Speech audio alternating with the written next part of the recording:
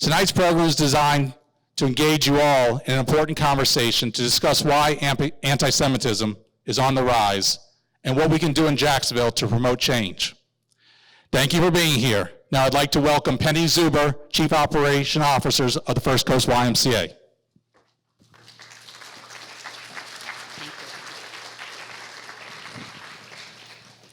Thank you, Adam.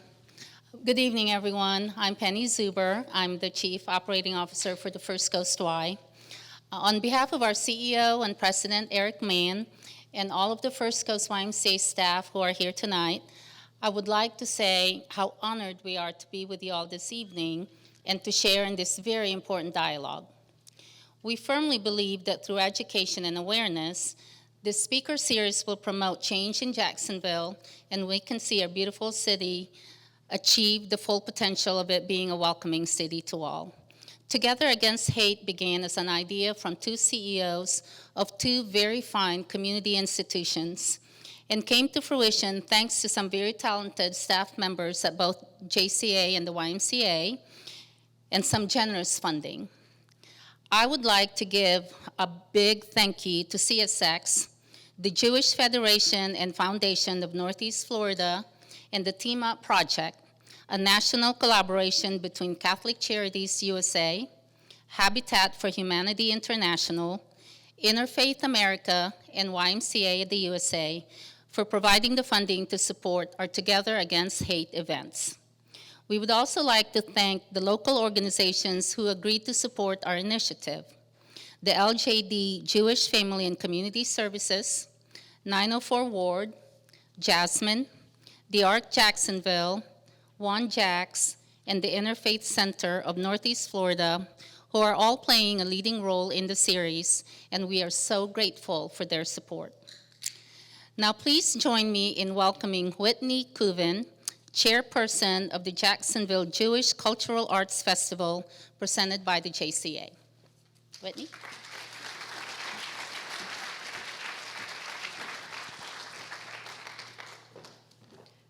Good evening, everybody. I'm Whitney Coven, and on behalf of the JCA's Cultural Arts Festival Committee, it's my honor to welcome you here and share in this collaboration with Together Against Hate. The JCA is proud to be a place where all people come together to enhance body, mind, and spirit.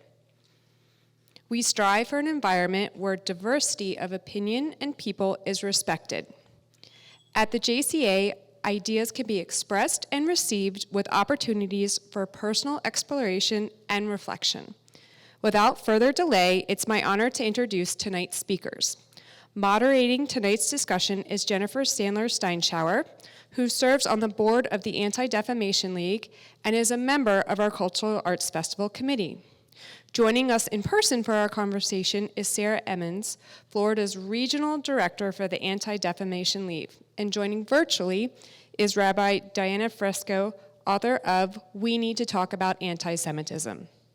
There will be a question and answer set period after tonight's discussion.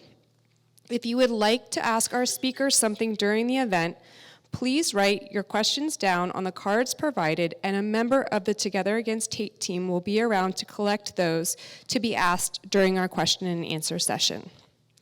Restrooms are located outside of the auditorium in the hallway. If you need a hearing assistive device, please raise your hand and we'll bring one to you now.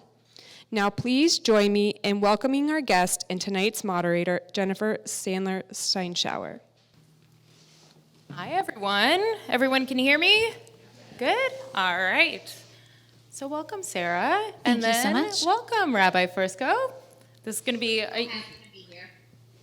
You are above our heads, so I'm going to be looking at you, but you may not be able to see me. So I'm going to start with you first. So your book, We Need to Talk About Anti-Semitism, was released this August and could not have been more timely. I truly appreciated the stats, the up-to-date stats, and the examples that really were very current in current times. So I wanted to ask you that you said in your book that anti-Semitism is the longest held, furthest reaching conspiracy theory in the world. Can you start us off by defining what is referred to as anti-Semitism? Sure. Anti-Semitism is a web of lies that changes over time. You know some of the stereotypes and tropes of anti-Semitism, that Jews are greedy, that Jews are conspiratorial, working together to wield our invisible power, to influence government, media, banking industries, etc. But I want to share now a definition that sort of explains and encompasses all of anti-Semitism, which was written by Rabbi Jonathan Sacks, who was the chief rabbi of England. He wrote that anti-Semitism is not allowing Jews to exist collectively as we allow others to exist collectively. I like that definition because you can apply it to smaller instances of anti-Semitism. For example, I'm a congregational rabbi, and I have many students in high schools where they have affinity groups. They'll have groups for different minorities, Latinos, LGBTQ, etc. And if a Jewish group wanted an affinity group, it's happened more than once that the school has said to the Jewish group, like, no, you can't have one. That's not allowing us to exist collectively as we allow others to exist collectively. And it can also be applied to broad issues of anti-Semitism, like the way we speak about Israel. Are we holding it to the same standards as we hold other countries to? Are we reporting about Israel in the same way we report about other countries? Are we allowing Israel to exist collectively as we allow other countries to exist collectively? So that's the definition that I like to use. Thank you so much, Rabbi. And then Sarah, I wanted to, first of all, acknowledge you. So we have worked together with the ADL, and something that I thought was pretty incredible was sometimes being a Jew and dealing with anti-Semitism, you feel a little alone at times. And when an ally steps up to the plate, it is truly meaningful. So it was very meaningful to have you as an ally and for battling anti-Semitism, and thank you for the allies also within the room today coming. So thank you. Now I'm going to ask you, can you tell us a little bit about the Anti-Defamation League? Sure, I'd be happy to. I first want to say good evening, everyone. It's so lovely to see this crowd. And thank you to the JCA and the First Coast Y for hosting this really incredible program. I don't live in Jacksonville, but wish I could be here for many of the other opportunities to learn, because I think this is a fabulous program. I'm going to bring this to South Florida, if you don't mind. I'm going to steal your idea. And thank you to Jen for moderating this evening. Jen is a board member at the ADL, and she's just a fabulous partner in this work. And I want to recognize two other board members who are in the room as well. Scott, can you raise your hands? Scott Gutterman and Dr. David Loeb, who are both on our board at ADL and live here in the Jacksonville area. So thank you for being here this evening. So I'll answer your question. You asked me a little bit about the Anti-Defamation League, and I really wish there didn't need to be a league to fight defamation, but unfortunately it's been a need for a really long time. So the Anti-Defamation League was founded in 1913, over 100 years ago, to stop the defamation of the Jewish people and to secure justice and fair treatment for all. That has been our mission since day one. And that mission has played out in many different ways over the years. In the 1920s, that meant fighting or speaking out against Henry Ford's anti-Semitic remarks. That meant in the 1940s launching a massive research operation to uncover Nazis and other hate groups here in the United States. That meant in the 1950s filing an amicus brief on the Brown versus Board of Education legislation and championing laws that actually prevented the KKK from wearing masks that they used to terrorize marginalized groups. That meant in the 1990s launching our No Place for Hate initiative, which is all about providing safe and inclusive school environments. And in the 2000s, starting to launch many of our research centers. So our Center on Extremism, our Center on Technology and Society, on anti-Semitism research, to really help ground us in data and best practices to help tackle anti-Semitism and hate of all forms. So we've been around for a long time. We come at the issue of anti-Semitism and hate in many different ways. And unfortunately today, this work, as we all know, I don't need to tell anyone in this room that this work is more important now than ever. And so just to highlight a few key areas that we're really leaning into in this moment, both before and after October 7th, focusing on social media, making sure that our social media companies have better policies around hate and misinformation and that they're following those. Our work in schools, making sure that school campuses, both K-12 institutions and universities, are safe places for all students, so critical in this moment. The media is another focus area of ours, making sure in this moment that our media is accurately and fairly talking about the war in the Middle East with accurate things like calling Hamas terrorists, not freedom fighters, not militants, but terrorists. So these are just a few pieces of our work right now. I'd say one last thing that is really important to us is our work responding to incidents. So in your community, when you see, unfortunately, it may be a swastika on a park bench, when someone at a grocery store makes an anti-Semitic remark, let ADL be your first call. Let us know what's happening in your community so that we can support you, community members. We can engage the city, we can engage law enforcement to help remedy and try to resolve some of those issues. So again, thank you for being here, and it's my pleasure. And you also track those incidents as well. We do, yes. So you brought up the war in Israel a little bit. Can you tell us about what effects this has had in relations to anti-Semitism in the U.S. and specifically in Florida? Woo. I knew I was going to get that question. So what I'll say is prior to October 7th, I think many in this room know that hate and anti-Semitism was already growing in our community, not only here in Duval County, in North Florida, but in South Florida, all across our nation, all across our world. And we know that based on some key statistics, right? So Jen just mentioned our audit. We've been publishing our audit since 1979. And last year, we saw the highest number of anti-Semitic incidents that we've ever seen. Here in Florida, the number of incidents in our state was double what we saw in 2020. So we've just seen this explosion of hateful activity, and not only anti-Semitism, hate of many different forms in our community. So that was what was happening prior to October 7th, and then October 7th happened. And since then, we've seen just an exponential curve in terms of the number of anti-Semitic incidents. We saw an almost 300% increase in anti-Semitic incidents in the few weeks after the war nationally. Here in Florida, my team has been inundated. Anti-Semitic incidents happening in schools.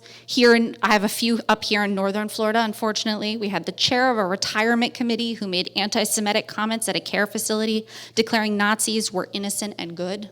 It's just in the past few weeks. We saw in Orange County, we had anti-Semitic messages posted on a chat page in a virtual Florida online class. That's with kids. We had in Port St. Lucie, anti-Semitic slurs yelled at a Jewish neighbor. We saw a swastika graffiti spray painted on the floor of a Target. So these are the types of incidents we're seeing across our state, and it's incredibly concerning to us that this is happening. Thank you, Sarah. And I'm going to go back to you, Rabbi. In your book, you have a portion devoted to anti-Semitism and Israel. With the recent events, what would you like to add to this chapter with everything that has happened since you wrote this book? I mean, one thing I can say is that the chapter holds up. And the reason I mention that is not to toot my own horn. I'm not a psychic. It's not that. It's that the groundwork for this explosion of anti-Semitism purportedly based on Israel was already laid in our country. I'm not surprised that we're seeing this massive spike in anti-Semitism in our country right now. In the chapter, I make an argument that the way we talk about Israel is the way we talk about Jews. So if we allow a conversation about Israel to become extremely negative, if we are hyperbolic in our descriptions of Israel, if we paint Israel as uniquely criminal or immoral or as the greatest bad actor on the planet, we are painting Jews in that same light. So the book, in the chapter, is a caution to people to be careful with how they describe Israel, because often the conversation around Israel relies on anti-Semitic tropes. Specifically, I see a lot of echoes of the blood libel in the way we speak about Israel. The blood libel, for people I'm sure you know, is the accusation that Jews are bloodthirsty, particularly bloodthirsty for children, and that we use the blood of children in our rituals, like, for instance, to make matzah. This lie was very popular and broadly accepted in the medieval period, and great violence was done to the Jewish community based on this lie. False imprisonments, deaths, massive group attacks, etc.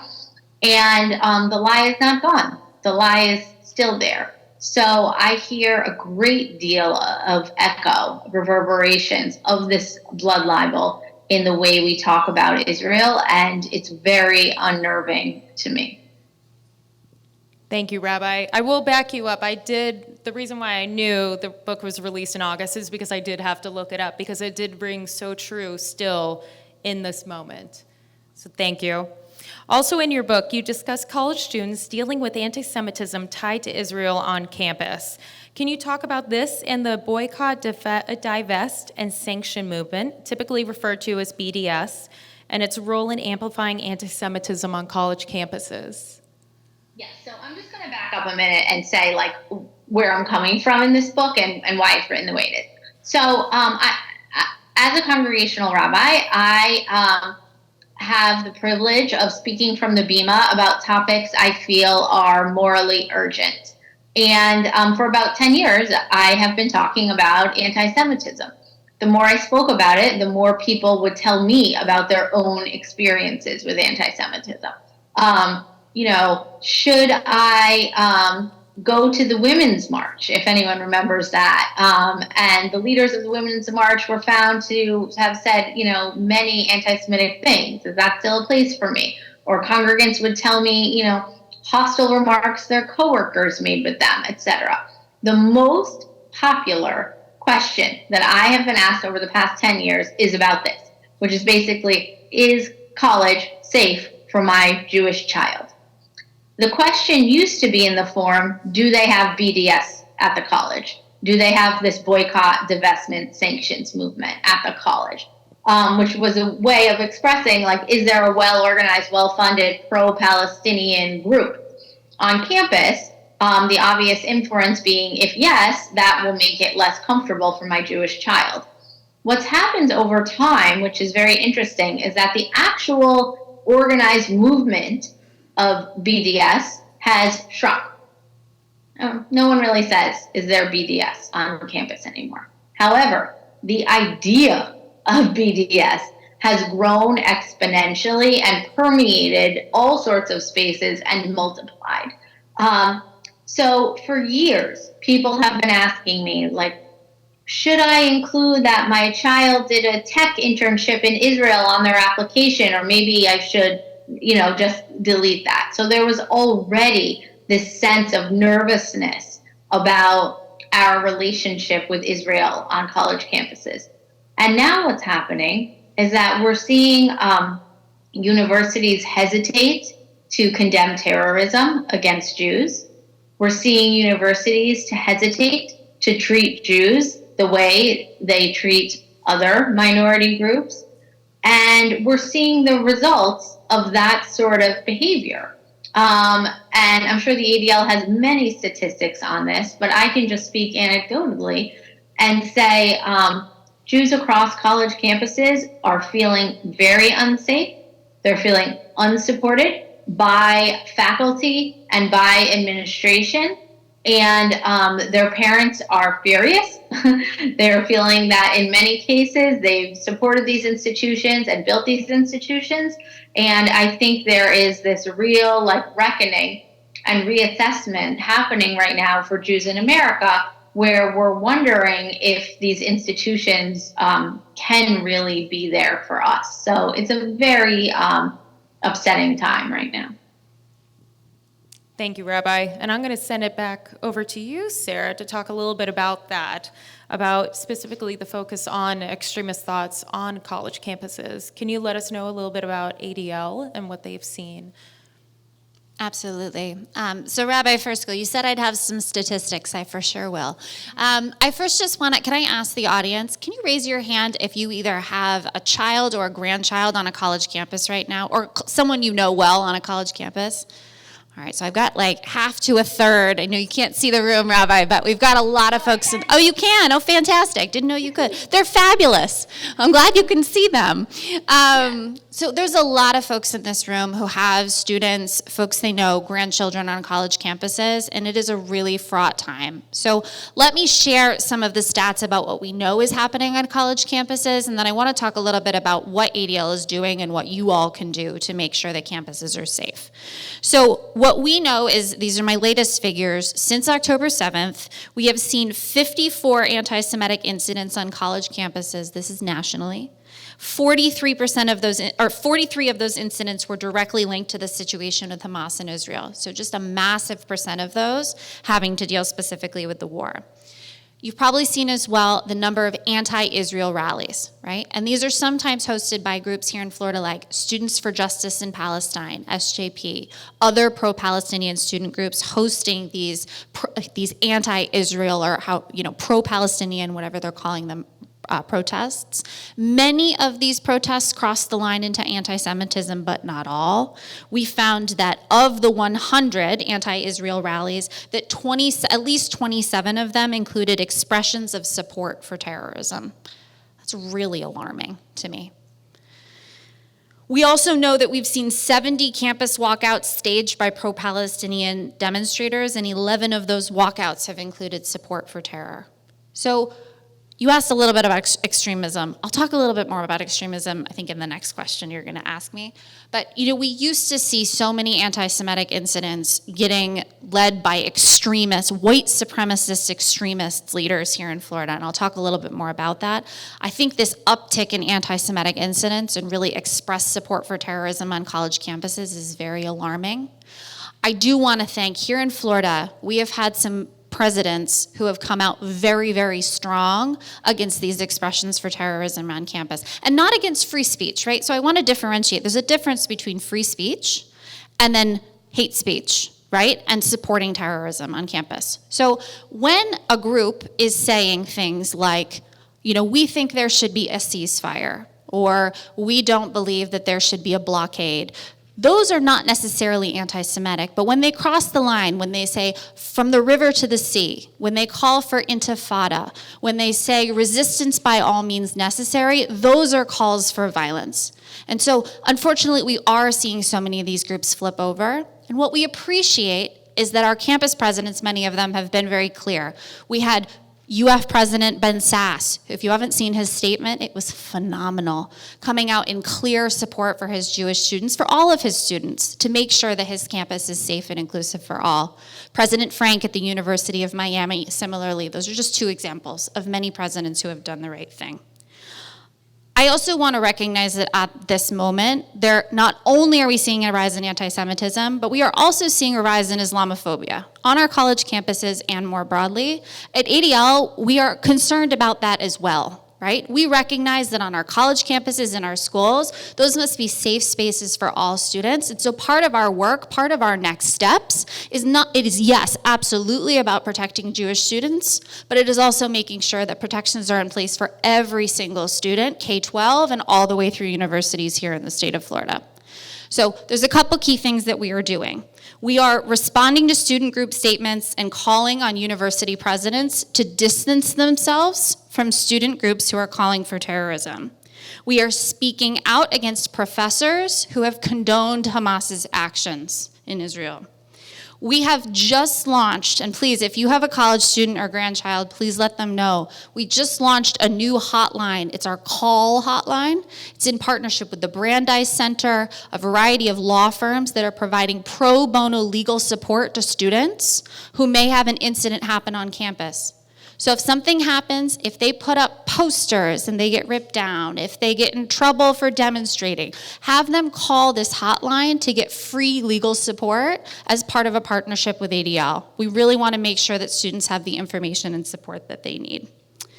The last thing I'll say is that all community members play a role in this.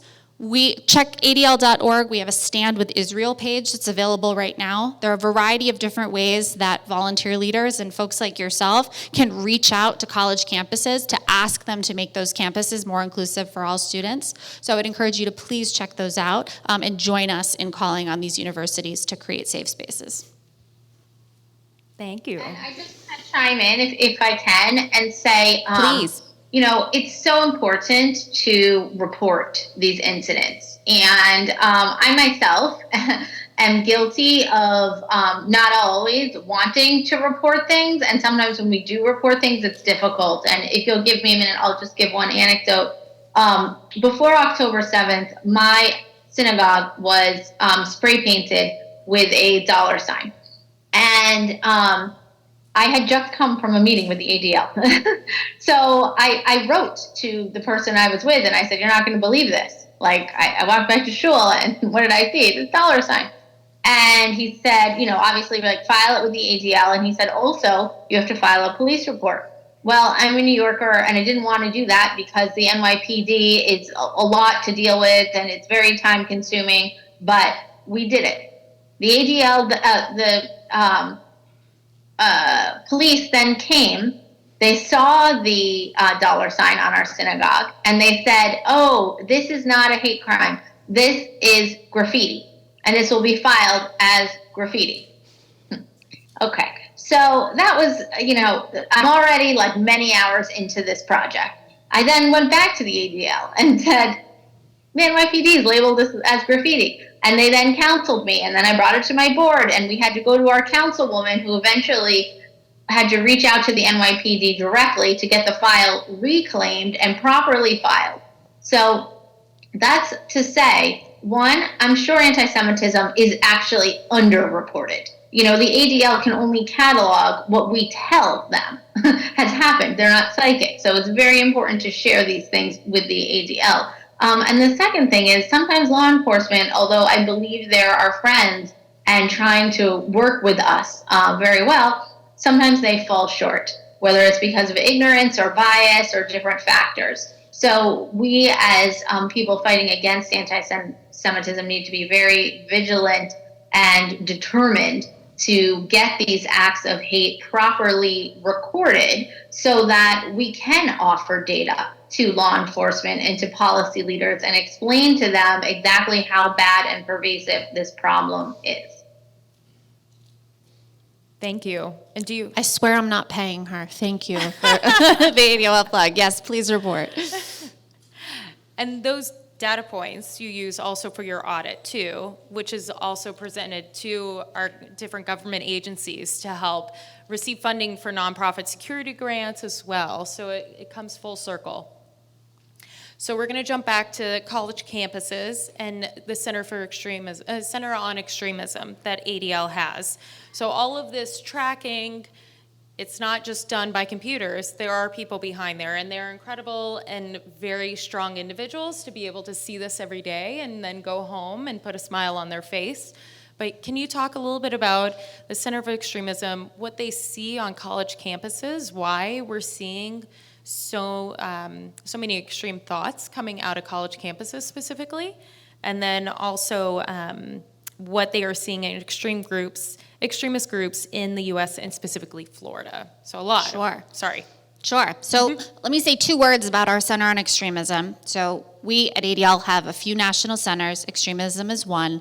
There are over 40 analysts that work at the Center on Extremism whose job it is, can you imagine having this job, to be in the deep chats on platforms like Telegram and 4chan, you might have heard of these, hearing what the extremist members and groups are talking about and what they're planning. They spend their entire day reading the worst rhetoric you can possibly read. These groups who not only hate the Jewish community, they're incredibly anti-Semitic, but they're also incredibly racist. They're misogynist. They're anti-LGBTQ. They hate the AAPI community. They hate a lot of folks. And so our researchers are not only reading these chats and combing them for any threats, better understanding, do they have an upcoming demonstration planned that we can be aware of, right? But also their trends. What are they believing and how is that information trending? And what that helps us to do is that we write reports and we analyze these individuals. We unfortunately get to know, right? I call them my extremist friends.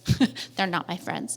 But we get to know who they are, where they're gonna show up, and we're able to then coordinate very closely with law enforcement. So that when, you may have seen back in early September, do you remember this in Altamont Springs, the March of the Red Shirts? There were 40 to 50 Nazis that showed up in red shirts, many of them face masks, marching around Altamont Springs in the Orlando area, saying, kill the Jews, hail Hitler, a variety of other hateful things for hours, right? Our extremism researchers were able to look at the photos and the live videos, identify specific individuals.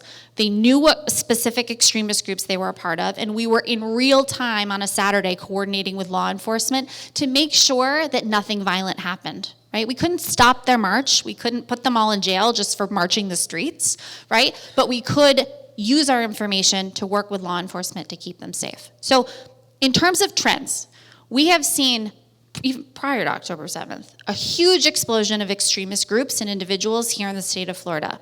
They've found Florida to be a pretty friendly place for hateful activity, unfortunately. One thing that has helped, you might remember last legislative session, there was a bill passed. It's called HB 269. And what it did was that it prohibited or made it unlawful to distribute flyers, drop banners, or do laser projections onto buildings that had hateful messaging. And basically said you can't do this, and if you do, it's a misdemeanor charge, etc. So since that happened, do we still have extremist groups in Florida? Yes, we do, as seen in the Orlando area. But we have seen a major drop-off in the types of flyers, banner drops, and laser projections. We haven't seen a single laser projection since that law was passed. We have seen flyers, unfortunately. I will say right now that one of the leaders of one of the most prolific extremist groups in Florida just got locked up for 3 months in West Palm Beach on a littering charge related to anti-Semitic flyer distribution. So thank you to our law enforcement officials, I don't know if there's anybody in the room who's former or current law enforcement, for supporting the Jewish community and other marginalized groups in taking this extremist threat seriously. So the last thing I'll say is, what are our extremist groups doing in this moment, right? So since October 7th happened, what are we seeing from our extremist groups? Well, we're seeing that these extremists are capitalizing on anti-Israel messaging to continue their hateful activities. So let me give you a few examples. About a week and a half in Georgia, we had an extremist group who created big banners. One of them read, "Free Palestine and America from Jewish Supremacy." And they hung this banner over a highway, which is still legal in Georgia, not here, but in Georgia you can, next to another banner that had Hitler quotes. Okay, so extraordinarily anti-Semitic messaging. They have the flyers. Many folks, I was talking to someone earlier who unfortunately received one in her driveway. But they have new flyers that say "Free Palestine" and then encourage people to go to their website, right, to learn more about their hateful activities. So these extremist groups, not only now are we seeing a continuation of white supremacist extremist groups doing these hateful activities and using the war as their messaging, but we're also seeing this anti-Semitism, as we talked about, rising on college campuses. Feels a little bit right now like it's coming from every side. And so there's a lot we need to do in terms of increased legislation to help support marginalized communities and to help prohibit this type of hate speech. Pretty much you don't sleep. Yeah. I do try to sleep, but I think about these things at night, yeah. So, Rabbi, you had mentioned in your book that Jews are not granted agency over anti-Semitism. Can you give the audience your thoughts behind this and also discuss how this has impacted anti-Semitism, specifically in social media throughout the years? Sure. So there's a pervasive idea, particularly in left-leaning communities like the one I represent, that minorities should be able to determine their own pain. We should be able to name the things that are anti-Semitic and be able to have our judgment be important to the national discourse. We should be able to determine who we hold accountable for anti-Semitism and how, and we should be able to have influence over what is considered anti-Semitic and what isn't. And I think that, unfortunately, Jews are often not given the agency over the anti-Semitism discourse in a way that we should. What happens is that often we leave the discussion of anti-Semitism to the groups where the anti-Semitism occurs. So, for example, there are comedians on television discussing Israel and the war, and they're the ones determining public opinion. Or you asked about social media, and you can see the conversation is completely taken away from us there. And Jewish voices are not widely heard at all. And in fact, other voices are the ones that are controlling the conversation and controlling the narrative about the line of what is acceptable to say and what is not. Because that line is so wildly inappropriate right now, you have teenagers, for example, saying to other teenagers in a school, go back to the gas chambers, for example. That happened here in New York. Jews need to be the ones to frame anti-Semitism. We know it when we see it. We have the generational history and trauma and the knowledge of what it means to be a Jew in the United States. And I believe that our voices should be the ones, dominating the national narrative.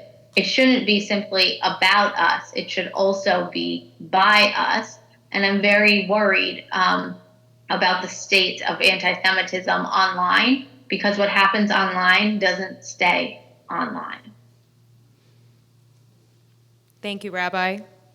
So we're soon going to get to your questions, the audience questions, but Sarah, can you give us any takeaways that you can share to our community on battling anti-Semitism? Sure. I hope some folks out in the audience are thinking, well, what can I do to combat anti-Semitism and hate in our community? So I have 5 different things that you can do. You don't have to do all of them, but I'm asking you to maybe commit to one as you leave here today. So I think the first is be willing to have real and hard conversations. So many folks have been online recently where you've seen maybe a friend post something, retweet something that you're like, ooh, that rubs me the wrong way. That's anti-Semitic. I don't agree. They maybe don't understand. Instead of, I say, don't be a keyboard warrior, right? Don't go to town in their Instagram comments. I don't think any wars have been won in the Instagram comments section. Unless you've seen it, please send it to me. Not I either. I would encourage you, if you see something online that you don't like that a friend posted, and it's someone that you know, that you have a relationship with, call them, ask them to coffee, be willing to have that conversation. It is so hard to have these conversations. You might feel like, I don't know the perfect thing to say or the argument that I should bring to the table. It's okay, right? If this is someone who cares about you and you care about them, you can walk and have a conversation and better understand one another. So that's the first. The second is ask your elected and community leaders, and that includes university leadership, to condemn anti-Semitism and bigotry of all forms. So not just the first statement that comes out, right? Many university presidents have made a statement, but if there continues to be anti-Semitism on campus or anti-Semitism in your community, please continue asking your elected leadership to speak out against it. That helps to denormalize it over time. If they don't say anything, if they move on to the next endeavor, the next news story, it just becomes normal for those things to happen in our community. They have to condemn it. Third, at ADL, we have a workplace pledge to fight anti-Semitism. This is for businesses to pledge that they will do things like start a Jewish employee resource group like they have at the PGA Tour. I'm looking at you, Scott, who started it. It's doing things like bringing in an Anti-Semitism 101 workshop for all staff so that they can better understand what anti-Semitism is, how it shows up, and how Jewish folks and allies can fight back against it. So companies like Google have signed on to this. Companies like Adidas, Coca-Cola. Here in Florida, we have PGA Tour, we have NASCAR, Green Spoon Martyr, Jazzwares, the toy company. A number of companies have signed on. Please reach out to businesses you know. It's all on ADL's website. Encourage them to sign on. A few other quick ones. Advocate for policies at the local, state, and federal level that protect marginalized communities, from nonprofit security grant programs to expanded hate crimes definitions. There's lots of ways we can protect communities. And the last to leave on is please report your incidents to ADL. It helps us to track, to know what's happening in our community, and to work with our elected leadership and our community leaders to bring about policies that protect people. And just to add a note, how easy it is to do number 4, literally you go onto ADL's website and you plug in your name, your zip code, and you hit send. And it'll send a pre-typed out message, or you can edit the message and it'll send it directly to your representatives. So try and make it as easy as possible to at least get the requested one that Sarah has assigned to you all.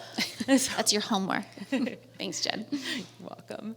So, Rabbi, one last question for you before the audience. Your final chapter is titled, "We Need to Talk About the Future." In there, you talk about the Jewish identity comes with an obsession with life and defiance. Can you talk to us about that and strategies to help combat anti-Semitism? Sure. So one of the best ways to fight anti-Semitism right now is to do Jewish things. It may sound counterintuitive, and I agree with all of the strategies mentioned, write the letters, make the phone calls, but there are people that would like to eliminate the Jewish way. We won't let them. We can keep going with our particular traditions, with our rituals, our ancient practices, our Jewish knowledge, wisdom, and learning. We have a book that has helped us endure. We have survived the Romans, the Babylonians, the Crusades, the Inquisition, the Shoah, to name a few. We're going to outlive, Harvard as well. And to do that, we need to cling to who we are and what we know, because it's very obvious what we're fighting against, but we also need to know what we're fighting for. So for me, first step in resisting anti-Semitism is doing something Jewish, whatever that is to you. Light Shabbat candles, fulfill a mitzvah, give tzedakah, etc. The second thing, and I have many strategies in the book, but I'll just share one more, is to cultivate unlikely allyship. And I'll give 2 examples. One, the Jewish community is working closely now with the Armenian community. As you probably know, the Armenians have also been through a genocide. They also have like a diasporic homeland relationship. They also have a religious identity. And there's quite a bit we can learn from each other. How are you surviving? What's challenging for you? What sort of hate do you face? How have you overcome these challenges, etc.? Another example of unlikely allyship would be with the Catholic Church. Yes, they absolutely expanded anti-Semitism and supported it for hundreds and hundreds of years. And I detail that in the book. But they have changed their posture. They are interested in being friends with the Jewish people. They no longer go out and try to convert Jewish people. They're largely neutral on Israel, and the bar is low, so we sort of appreciate that. And they have taken out a great deal of the anti-Semitic liturgy that appeared in their worship service. So they are making big changes to try and be better towards the Jewish people and perhaps atone for some of the sins that they've made in the past. And I, for one, would be eager and delighted to have billions of Catholic friends around the globe at this point in history. So my second strategy that I would suggest would be for everyone to try and find an ally right now, no matter how unlikely. Thank you so much. All right. Do we have any audience? Vanna I'm White very is coming excited down for the your aisle. questions. So if you haven't written down a question yet, please write them. We'll take, Rabbi, I hope I can speak for you. We'll answer anything. So. I'll try. All right, first question. Is it possible to differentiate between anti-Israel and anti-Semitism? Who wants to be the taker? Rabbi, do you want to take this one? Yeah, absolutely. So criticism of Israel, in my view, is not anti-Semitic. Saying things like, I wouldn't vote that way, or here's something I don't like about the government, or here's the political party that I agree with, and here's the one I don't. Those things are not anti-Semitic. In fact, Israel is a democracy with a free press and an independent judiciary. Criticism is a healthy part of that culture. So that's not what we're talking about when we talk about anti-Semitism. However, when you talk about Israel and you rely on anti-Semitic tropes, it is. And Natan Sharansky, the Israeli statesman and human rights activist, laid out a philosophy for how to tell if something is anti-Semitic when you're talking about Israel. And he called it the 3 Ds, like the letter D. The first D is delegitimize. If you say, I know there's, dozens of Muslim states, and of course there are Catholic states, but there can't be one Jewish state, you're delegitimizing Israel. So any sort of implication that the Jews don't deserve a state or that somehow Israel does not deserve to be a state is anti-Semitic. That's delegitimizing. The second D stands for demonizing, which means relying on these anti-Semitic tropes, which I've mentioned, talking about how Israel is demonic or uniquely criminal or the most morally corrupt state, when obviously those things are simply untrue based on facts and data. That's anti-Semitic, demonizing Israel, because it's just a stand-in for all of the other anti-Semitic tropes of the past.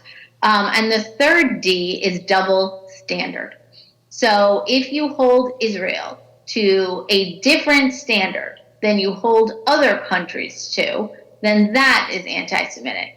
If suddenly you're worried about civilians in the Middle East, but you said nothing when Assad destroyed his own people in Syria en masse, that's a clue that there's some anti-Semitism happening. So the 3 Ds are demonize, delegitimize, and double standard. And that's how you can parse, is what this person saying about Israel anti-Semitic? Thank you so much. And that is in your book. I remembered it and highlighted it. So thank you. All right, Sarah, I'm going to pass this one to you. To what extent has politicized speech made anti-Semitic speech and activity acceptable? I think that over the past approximately 7 years, we've just seen an increase in really the tolerance in our community for divisive speech, for people to say very hateful things to one another. When you look just at our anti-Semitism statistics, right, you start to see in 2016, that's when the numbers started rising again. I think our climate of demonizing other people, living our politics like we're rooting for baseball teams, that we have to pick a side and yell and scream, is actually not a service to our community. I think that we are in this moment where it is really critical for our elected and our community leaders to not do that screaming and fighting, not pick sides. And again, with the war in the Middle East, this is an incredibly nuanced conversation. This is a, international affairs issue that has been happening for decades, for centuries. And to try to say, oh, this is one side or the other, which meme are you going to post on Instagram today? Are you going to post Stand with Israel? Are you going to post Free Palestine? Is so oversimplifying of what's happening in the Middle East. And so I really urge our elected leaders not to ask people to pick sides, and for, as individuals, know that there's a lot more nuance in these types of conversations. Thank you. And then, Rabbi, I'm going to go back to you for this one. How can we strengthen the Jewish community on campuses as a whole? We seem to be bullied all the time and have to hide our identities. Okay. This is complicated, and it's being figured out right now in real time. It probably should have been figured out long ago. A few things. I counsel teens and their families the second you walk onto campus. You unpack your bags, you make a new friend, and then you march yourself into a Jewish community. So whether that's Hillel, Chabad, Jewish friends in your dorm, you need Jewish community because something will happen. Whether it's a professor or an SJP group or something online, something very upsetting and anti-Semitic will probably happen to you in college, unfortunately. And when it does, you need people to process it with. You need a community. The last thing we want is for these kids to be isolated. The second thing, and I'm going to tread very lightly here, is that there's a hard look happening right now at the DEI community. And there are questions, that's diversity, equity, inclusion. And there are questions about, whether or not the Jewish community is included in that community in an appropriate way. And the reason I bring up that community is because they're very well-staffed, resourced, and organized on college campuses in the hopes of making college campuses more equitable. We as Jews, I think, need to be active in letting people know who we are as a persecuted ancient minority and being really vocal about the fact that we may not fit neatly into the categories that we hold today because we're not new. We're old. We're an ancient group and we're still around. So understanding our identity may be a little bit more complicated than understanding other identities right now. So I think to answer the question, that's another way of making sure that, trying to assure that college students are a bit more supported and understood than they are right now. Thank you. And then Sarah, where do economic resources of all the anti-Semitic groups, specifically in universities, come from? That I do not know. I don't know, Rabbi, if you have any insight on that question, the financial resources, if you could repeat it, Jen. So, Rabbi, where do financial resources that are funding anti-Semitism? Specifically on universities. Listen, I've read a few articles making very strong claims about that, but I don't feel like I'm the one to know. I don't know the answer to that. Mm-hmm. Yeah, I will say one of the things about student groups on college campuses, there are certain student groups, SJP and other pro-Palestinian groups, that do receive campus funding. They're a registered student organization, and as such, they receive some funding from the university. ADL put out a call to universities across the country with SJP chapters specifically, asking them to look very closely into the activities of those chapters to make sure that they did not violate any university policies in any of their activities or any sort of civil rights policies in any of their activities. We also have some of our attorneys looking into somebody's here, looking into their particular actions to determine whether they violated any policies. In the case that they have, right, and not every SJP chapter or pro-Palestinian group has broken those policies, but if they have, that's when we're asking university presidents to dismantle those groups, right, and to take away some of their funding for their activities on college campuses. I don't know if there are other groups, at least I have seen no evidence, but I don't know of other funding. Thank you. So let's go, Sarah, for this one. This December, Is it a good idea to display our menorah in the window? Could we be risking our safety? That is a question I get a lot. Should I wear my Star of David? Should I put a menorah in my home? I think that that is such a deeply personal decision. I cannot sit on the stage and offer you a recommendation about what you feel comfortable in your community. What I would encourage you to do is just really understand what the threat landscape looks like. There is a rise in anti-Semitism. I think whenever we show parts of our identity, right, whether that's through how we dress or through what we wear or how we appear, right, we put ourselves at risk. Also recognizing that there are many marginalized groups who can't take off parts of their identity, right? They can't just take down a menorah. They can't take down a Christmas tree in their home, right? And so I think that is such a deeply personal decision that folks need to make, and I would encourage you to speak with your family. I heard this from a Jewish leader last week who was presenting on a webinar, and I'm just going to use his words because I think they were powerful. He said that the decision to wear a Star of David or to leave a menorah up is really to celebrate one's community, but at the end of the day, you always have to prioritize your safety. And he said, I as a Jewish leader will never blame you for taking off a recognition of your Jewishness. If you don't feel safe in this moment, you will always be Jewish. You are always a part of our family. Please come back to that symbology or to those pieces of articles of jewelry when you're ready to do so. But if in this moment you don't feel safe, that's your decision, and we respect that. Can I weigh in on that also? Please.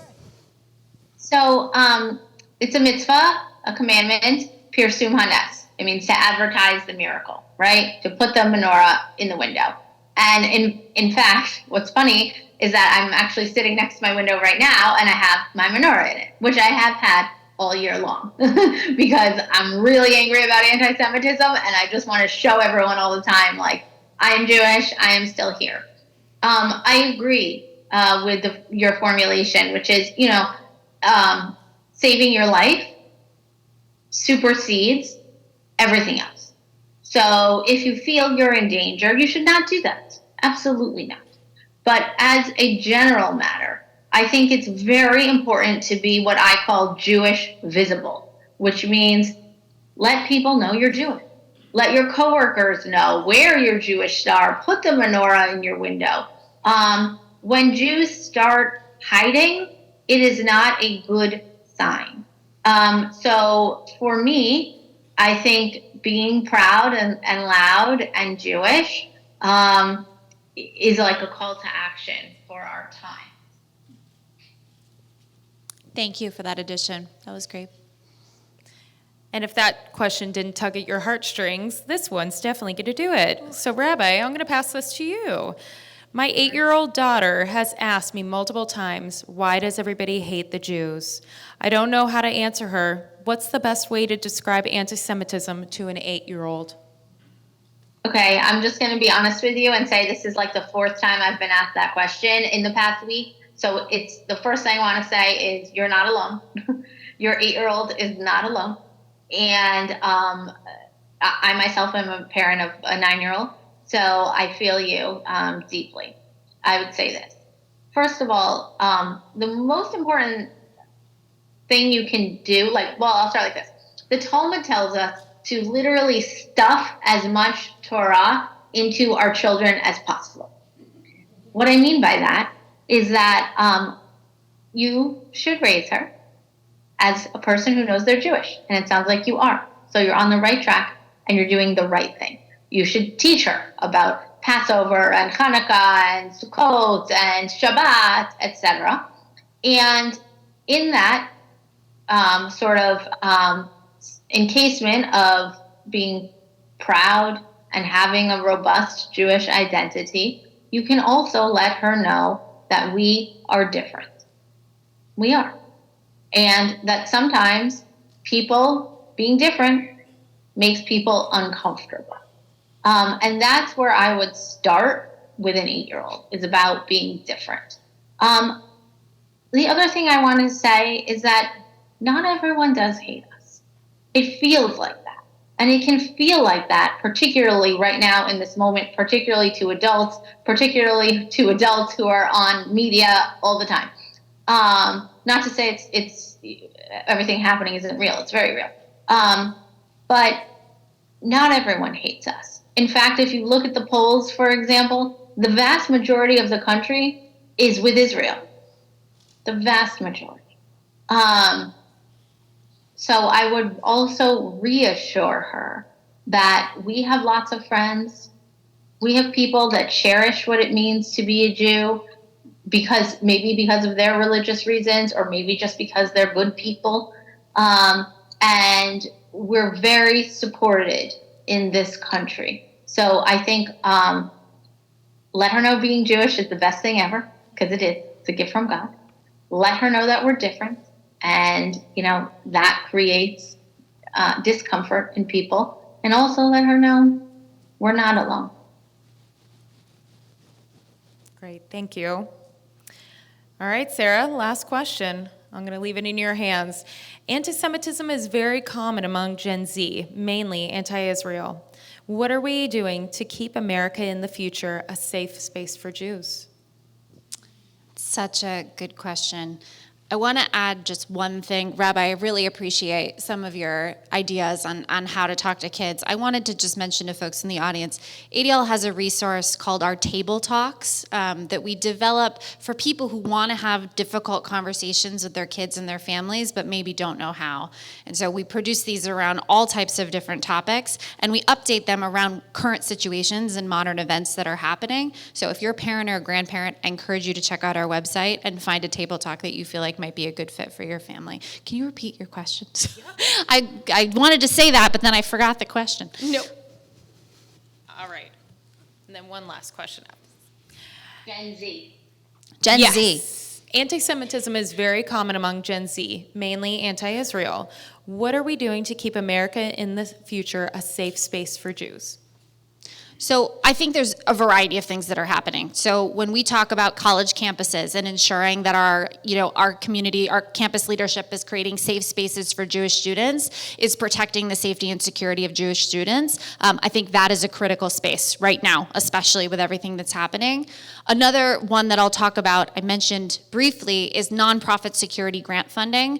We know that our Jewish institutions, especially now, need additional supports to stay safe. And not just our Jewish institutions, but many nonprofit institutions who need that support to stay safe. So we are asking at ADL not only for increased national funding through the federal nonprofit security grant program, but also here in Florida, asking for them to fund a state-level nonprofit security grant program to provide additional resources.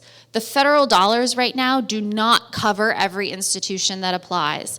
Many of you may work with Jewish organizations and institutions that have applied and not received funding. And so that's really a space where just basic safety and security of Jewish institutions is critical in this time. I would also say, Jen, I'm going to piggyback on something actually that the rabbi mentioned, which was finding allies in this space. I think finding allies who can also speak out for the safety and the security of the Jewish community, who are ready to fight back when they hear anti-Semitism, is so critical in this moment. And it might happen conversation by conversation that we change hearts and minds, but by bringing in allies and being ready and willing to have hard conversations, I think that's how we move the needle and create a safer space for Jewish students and people of all ages. Speaking of ally and students, how can a non-Jewish professor help Jewish students on campus? Is that one for me or for the rabbi? I'll go with you. You just mentioned half of it. I think that professors on universities, I think, can be very clear with their students that anti-Semitism and bigotry of any form does not have a space within their classroom. I think being willing to have conversations with students who want to talk about the war and making sure that they as professors have the information they need to navigate those difficult conversations is really critically important. At least if they don't feel ready to have that conversation, to know where to point students on campus, whether to a Hillel or a Chabad, to learn more about what's happening and get better educated on those issues. And I'll just add to that, I agree with you. I'll just add, say it in public. I've had a lot of colleagues, Christian colleagues, reach out to me and write like beautiful letters or send notes. And I always say, thank you so much from the bottom of my heart. Like, this makes me feel so wonderful. Could you say it in public? Use your voice. And That's great. Thank you. And speaking, Rabbi, of your voice, I am going to close us up That was our last audience question, but I read your book, and in the end, I'm going to steal some of your, a quote that really resonated with me personally. So you said, "We are a religion, a civilization, a culture, a conversation, a nation, a family, and an identity. Let's celebrate Jewish and human life." So thank you so much, Rabbi, for all of your words and your writing, and thank you so much, Sarah, for being with us and sharing all that ADL does. Thank you, Jen. Thank you, everyone.